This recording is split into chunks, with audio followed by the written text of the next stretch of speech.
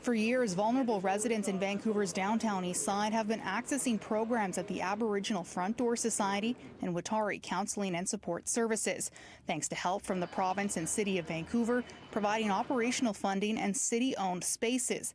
But earlier this week, both organizations feared a possible reduction of resources when their funding was set to expire September 30th.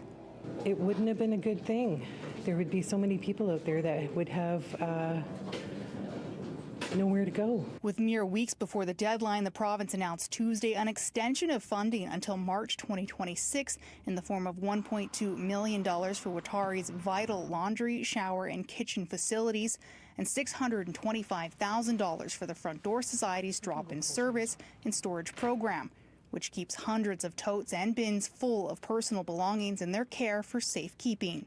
It wasn't until 2022 when the city started the decampment process of Hastings and Crab Park, so that's when they got the resources in line for this.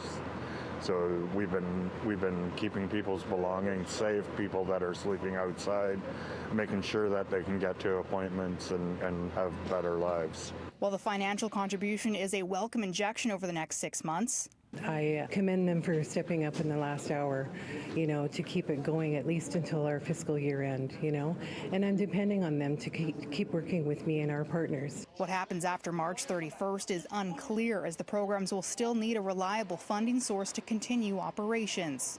When you are extending a funding little by little, what you're doing is you're putting a Band-Aid on a wound. You're not repairing.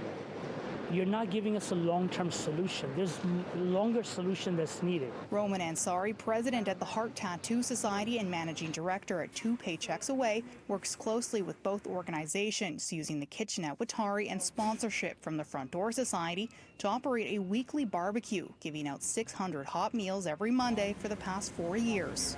Well, at least we're going to go past Christmas and the Thanksgiving season and everything, knowing that we're serving this, and what happens in March, we'll deal with in March. We're going to continue to, put positive message out, thanking the province and telling them to consider giving us and finding us a long-term solution. In the meantime, vital operations supporting the city's most vulnerable will carry on, as will efforts to figure out what comes next.